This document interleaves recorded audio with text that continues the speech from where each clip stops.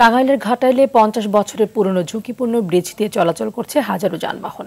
ব্রিজের মাঝখানে গর্ত তৈরি হওয়ায় প্রায়ই ঘটছে দুর্ঘটনা।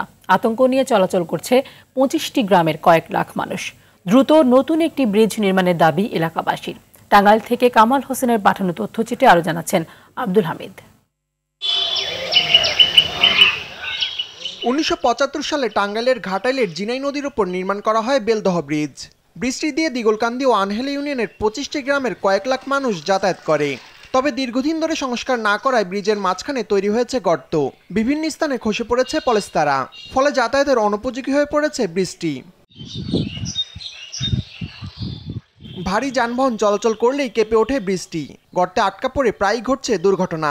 স্থানীয়দের অভিযোগ, দীর্ঘদিন ধরে সংস্কারের দাবি করলেও কোনো পদক্ষেপ গ্রহণ করেনি কর্তৃপক্ষ।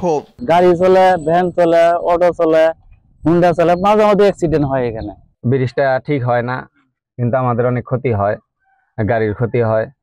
এই দেখলেন তো কিভাবে ধাক্কিয়ে তুললাম। এখানে কয়েকজনের পাও ভাঙছে, মোটর সাইকেল অনেক অ্যাক্সিডেন্ট হয়েছে। ঝুঁকিপূর্ণ ব্রিজ, এটা চালানো খুব কষ্ট হয়, খুব রিস্কের ব্যাপার।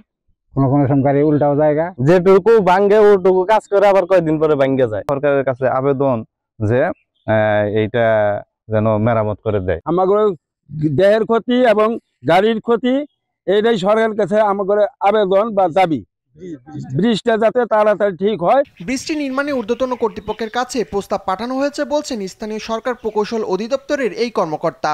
এই ব্রিজটা আমাদের ওয়ার্ল্ড ব্যাংকের আওতায় একটা সাপোর্টিং প্রকল্প আছে। সাপোর্টিং প্রকল্পের আওতায় অলরেডি একটা প্রস্তাব দেওয়া আছে। এই প্রকল্পের আওতায় এটা সয়েল টেস্টও করা হয়েছে, অপর দিক দিকে এটা টপো সার্ভেও করা হয়েছে।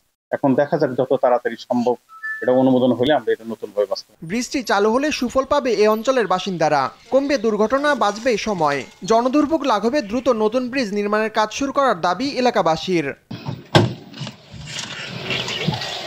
আব্দুল হামিদ, RTV।